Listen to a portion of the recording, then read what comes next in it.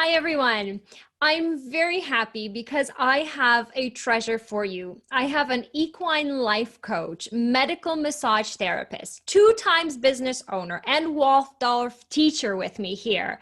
She's an amazing person inside and out, and she's been a teacher for kindergarten children, for first graders, third graders, and sixth graders.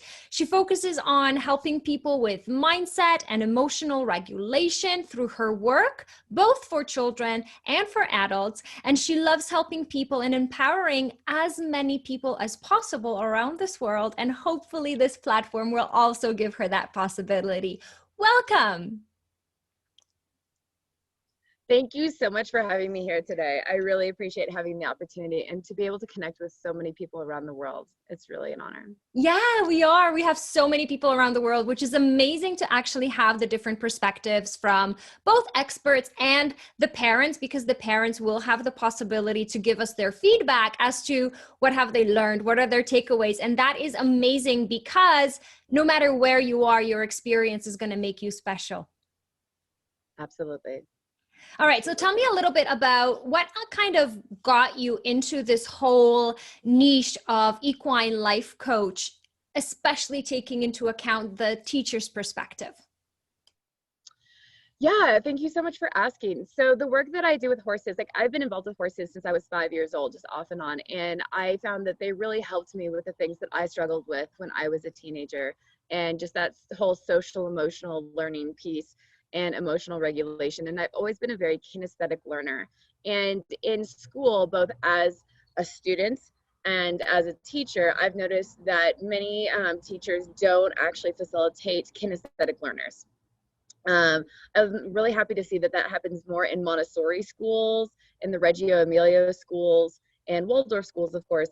But in general, in public schools, you really just don't see it a lot. They tend to teach more to like the mathematical and visual learners.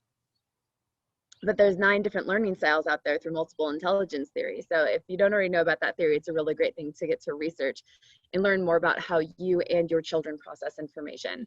Because oftentimes people, they actually understand the same concept, but talk around in circles because they just are not expressing it in a way that the other person understands. And with horses, so true. and I'm just experiential learning is great. Like people tend to be able to relax and assimilate information more easily when they're in nature. And horses obviously are typically out in nature unless they're stuck in a barn, but even still you're like more outdoors.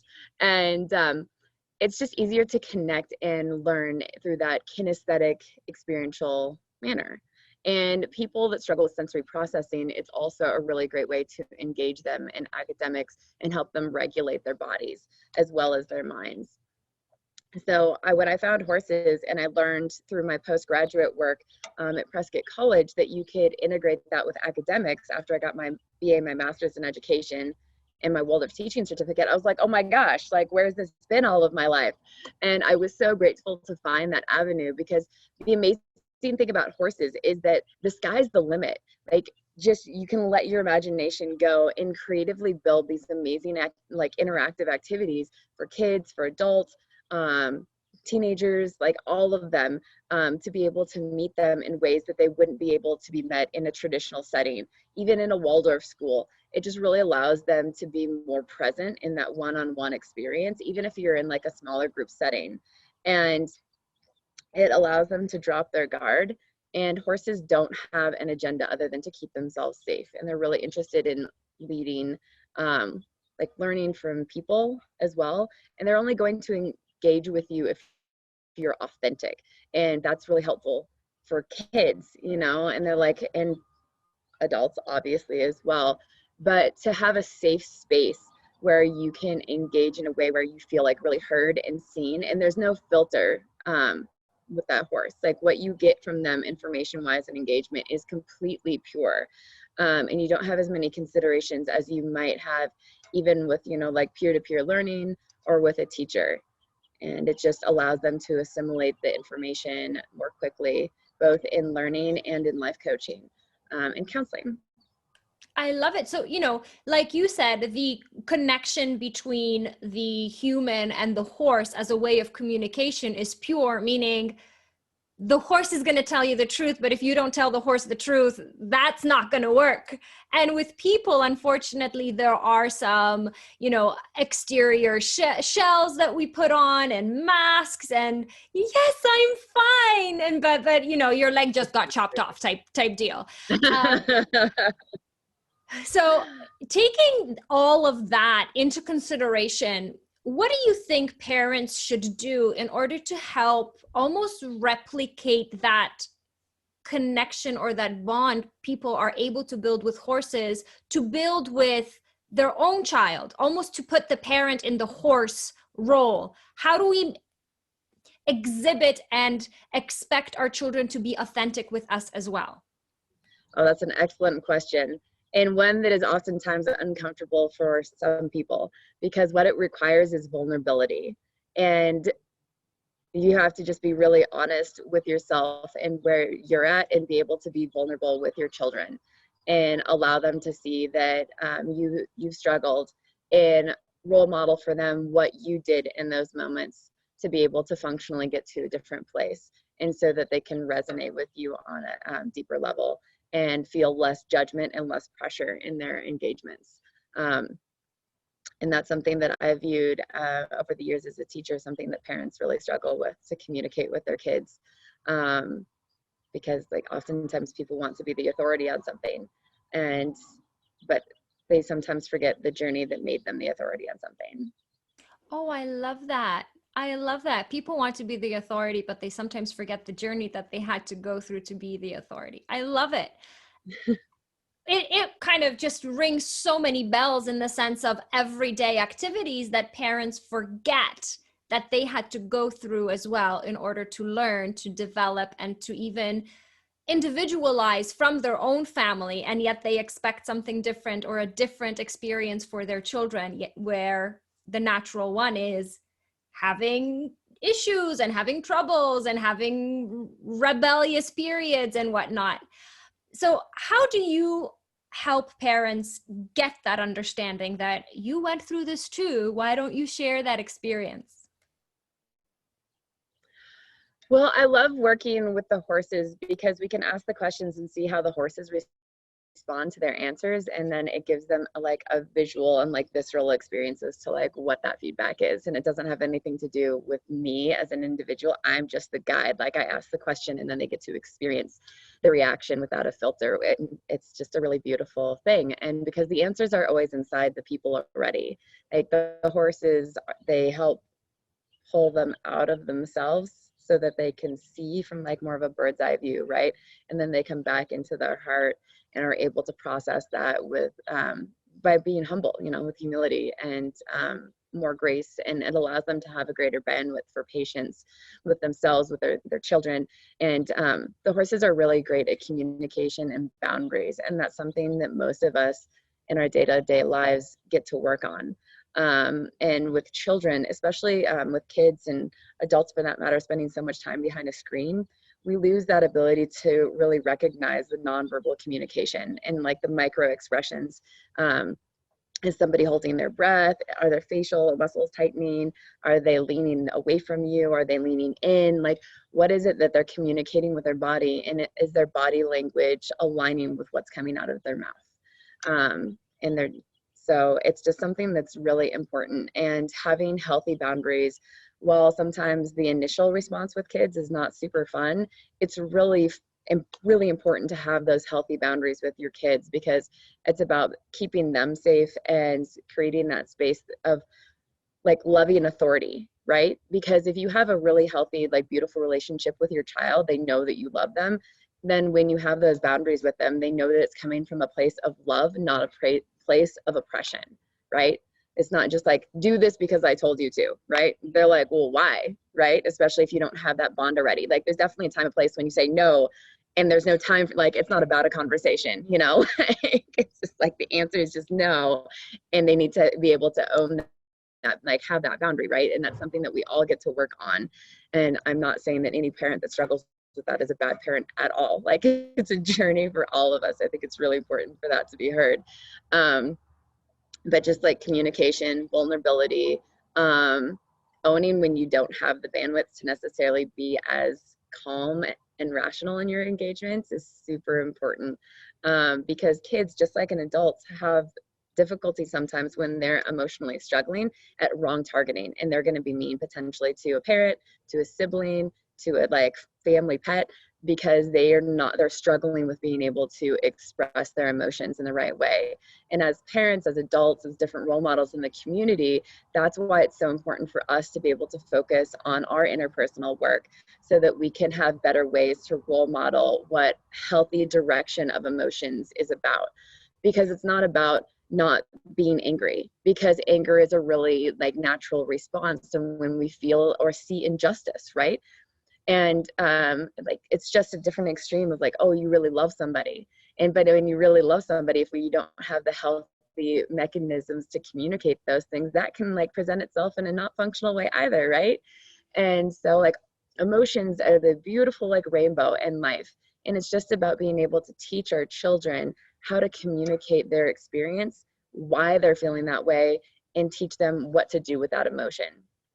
You know, because maybe a kid's really angry and you have like one of those like blow up clown dolls, and they just get to like punch on it because that's like a healthy outlet, right? They're getting, or like maybe you want to go running with them, or like do something that helps them get that energy out. Or maybe that kid is really angry and they want to journal, and they're going to take all that energy and they're going to write it down on a page, or just like something that allows them to express themselves and get it out of the body.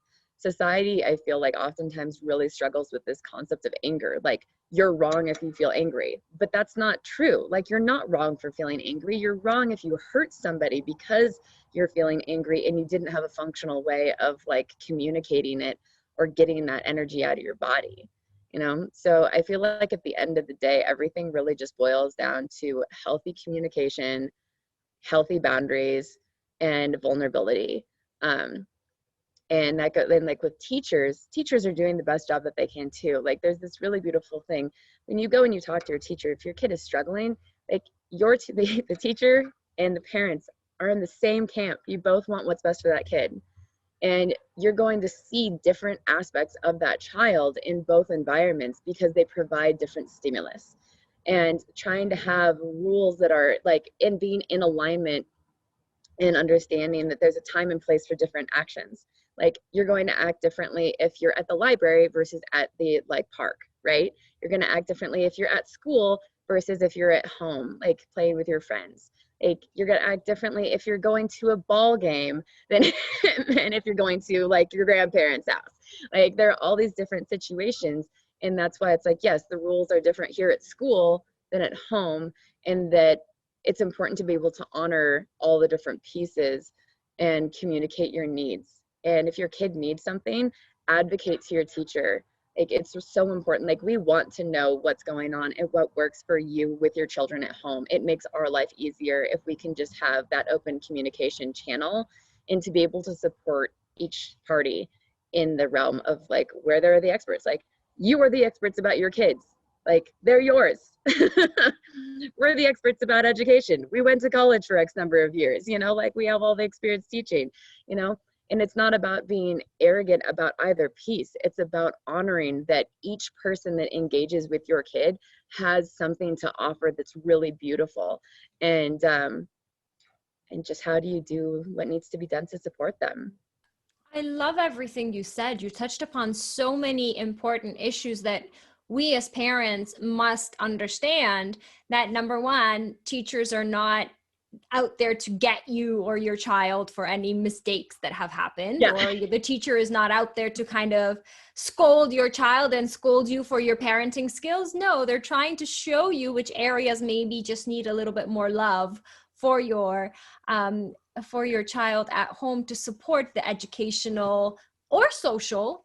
So not only academic, but also social and maybe interpersonal growth as well. I really love that. I really want to kind of emphasize one thing that you said. We are living in a time where electronical devices are very prominent in everyday life now. So it's not only Yeah. I need my phone to call, but I need my phone as a camera, calendar, notepad, social, entertainment, maybe even watching videos, films, education, and so on and so forth. So that machine has become my entire world. And technically, there's nothing wrong with all of that. And even there's nothing wrong with that phrase, because it's true. A lot of the things that we were doing with using different mechanisms or different technologies in the past, like paper and pen, now we just use our smartphones.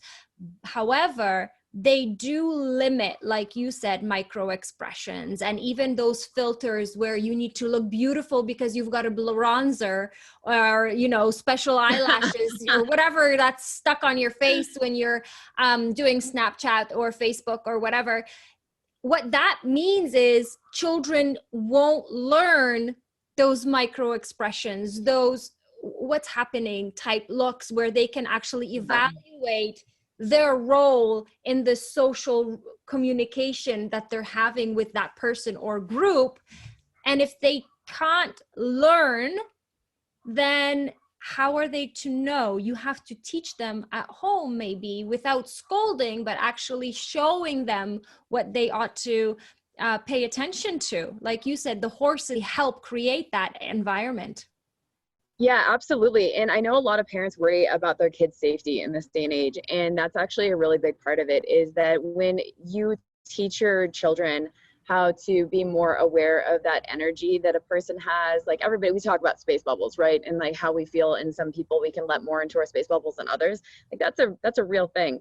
And when you teach your kid micro expressions and versus a person's words, then if they interact with somebody that's like potentially unsafe, they'll be able to notice those things and it will actually keep them safer.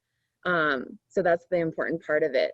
Also, if your kid struggles with anxiety and depression, some of the anxiety comes from not being able to read what a person is meaning because they don't understand that nonverbal communication that's coming from them.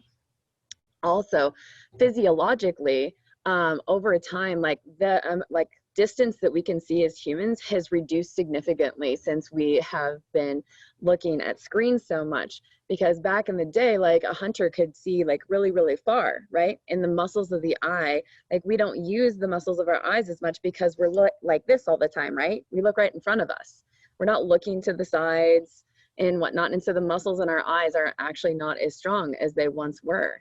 And so that's an additional physiological effect that being in front of a screen all the time is causing. Also, writing with a pen and paper, actually it activates different parts in your brain that are really important in learning gross motor skills and fine motor skills for kids. So making sure that kids still do take some part of their day to like physically write something, especially like writing in cursive. Even adults, we can learn more by writing in different fonts. It's one of the things that activates our brain more. And that's just like a really interesting piece of education and why we should, it's like cross training for your brain, right? Like people go to the gym and they do cross training, but like we still need to do cross training for our brains, right? That's why learning different languages is great. That's why art is fantastic. That's why going out and being in nature and trying different skills like archery can be amazing. Exactly. So, you know, whenever you connect the body and the brain, that actually allows you to create a new connection, a new neuron connection, a quote unquote muscle in your body and brain area. Yeah. But you know what's quite important, what you said to me, that children who don't have the possibility to understand the energy, by energy we mean the micro movement of the body, or even the, you know, the shaking and the turbulences of the voice and the micro facial expressions, which they used to be able to kind of have an intuition about, and then the parents would say, oh, don't worry, this auntie is just fine, and this auntie, quote unquote, is not family, it's just a person on the street. But mom and dad didn't want us to be rude to that person by not saying hello, but we were kind of like, I don't want to be close to her, that person is a stranger to me. And all of a sudden that anxiety comes between actually clashing two things. Mom and dad say it's okay, but I feel that it's not okay. So who should I listen to? Myself or the authority in my family, which I love very much, which is mom and dad, right? Yeah, it is an interesting thing to be certain. And people struggle with intuition these days. A lot of people see like what I do, like I'm traveling across the United States and people are just like, oh my gosh, how are you okay with that? I'm like, well, because I followed my intuition and I know how to read body language, and I pay attention to the little things that people do, and it keeps me safe, and it allows me to have spectacular adventures in the world and significantly reduce the risk in my life because of it. And so I think that teaching kids to communicate the way they're feeling, and just work through that and honor their intuition, is a really important part of engagement. It is, especially when a lot of parents try to push the feeling of safety onto their children when the children don't feel safe. And especially, right. Yeah, especially with kids who are, let's say, sensitive, or they have different, they're very perceptive, and they kind of pick up on things on a higher level, where the parents either are not sensitive or not as perceptive, or have learned to tone down their, I want to say, almost energy level of understanding what is happening in this relationship. Yeah, and you brought up like fear, and I think it's really important to talk about fear, and it also kind of like links into ego with sports that I've noticed. I just had this conversation with a world-class mountain biker and what he was seeing, because they recruit kids and they lift them up and they bring them up in the sport. And one thing that he brought up was difficulty with parents that are pushing the kids too much, and it becomes like a really big thing, right? And then the kids lose out on opportunities because the parents are like, he's the best or she's the best, and this is what they need, and they get really intense about it, but then it ends up like ruining really beautiful opportunities for the kids. And also on the flip side of that is fear. Like I feel like a fear comes in a lot of that. And how is it that we as human beings help to connect our children so we're not focusing on fear, but rather teaching them like the proper cognitive skills to assess danger, so that we're like empowering them, we're giving them that autonomy to learn within that safe space, right? But kids have to run up against things, like they have to climb the tree, right? How do you help them be safe climbing the tree? You make sure that they're strong, you make sure that they can calculate risk and be reasonable about it. How do you make sure, like, you want your kid to succeed? Like, okay, what makes somebody successful? Being like a good leader. Like, so we're teaching them healthy leadership qualities. Like, we're teaching them discipline at a sport, but you also want to look at the balance of like self-care and all of the, like, there are a lot of different pieces, because somebody typically doesn't want to follow somebody that's arrogant and they think that they're the best and they want to like be the bully and like talk down to everybody else. They want to follow the person that's like the proud lion, right? That they follow because they look up to them, because they're fair and they've worked really hard to get where they're at, and they have a natural talent at something. You know what I mean? And so like that's the people that I talk to, that's what I feel that I see. And both as a teacher too, like the kids that I saw that were in positions of leadership in the classroom were the kids that were genuine, the kids that were like really authentic and looked out for the kids that were weaker than them, that were not as smart as they were.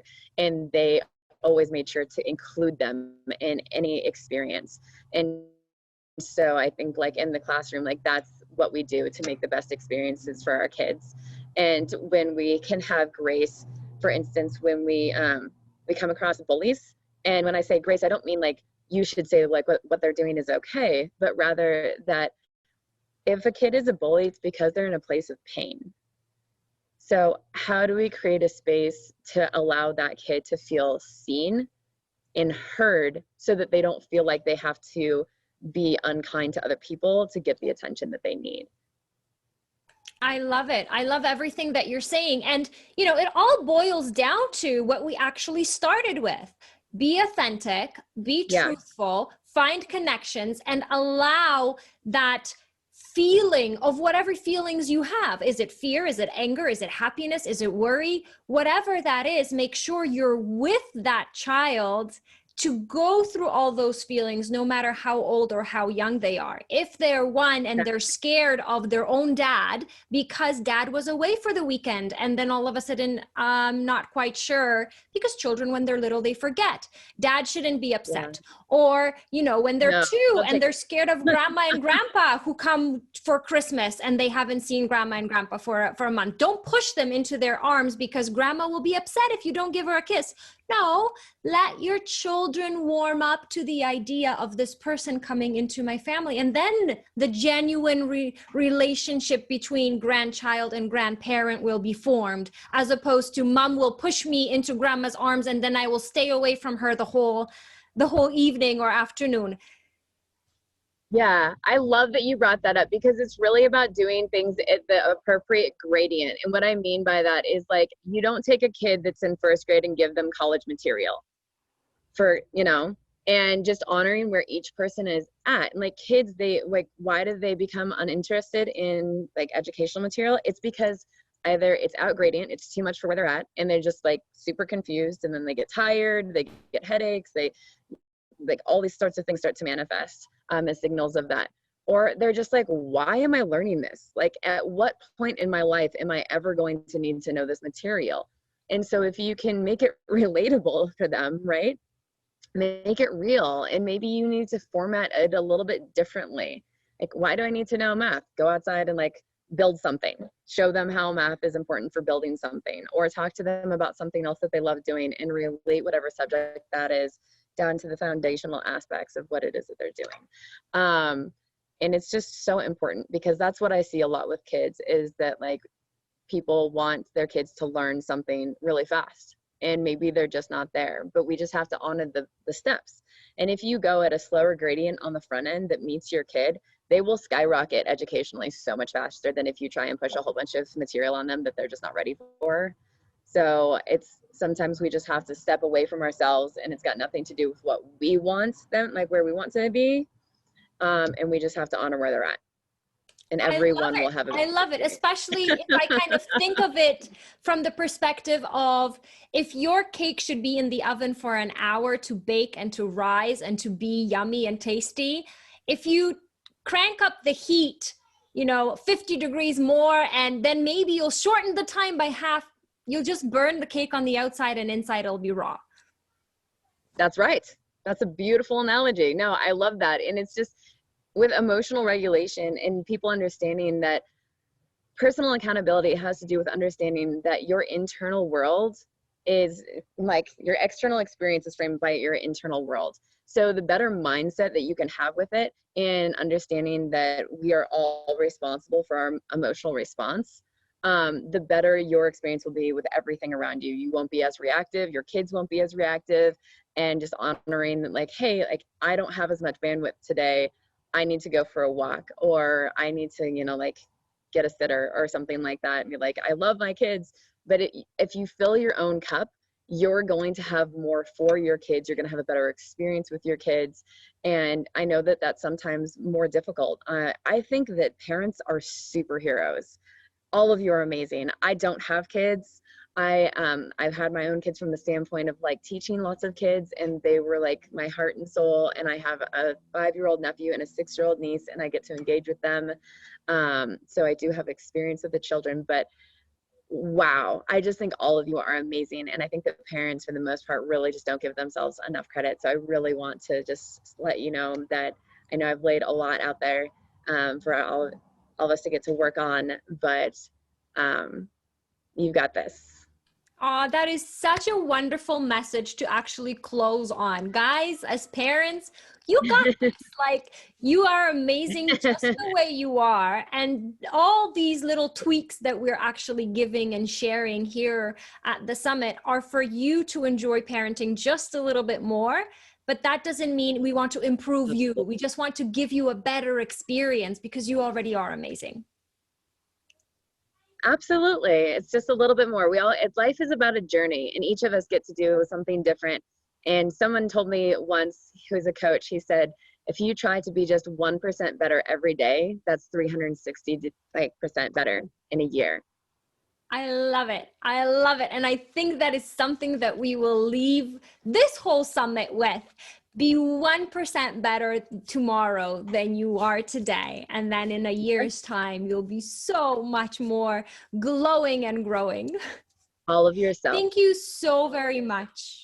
You're Yes, very yes, and welcome. love yourself. Thank you so very much for sharing your time and knowledge. And I know you're quite busy, so I admire the fact that you're here with us so much more. Thank you. I would like to say thank you for being here, and I hope to see you on the future Thank you. summits I as well. appreciate that. It was a pleasure.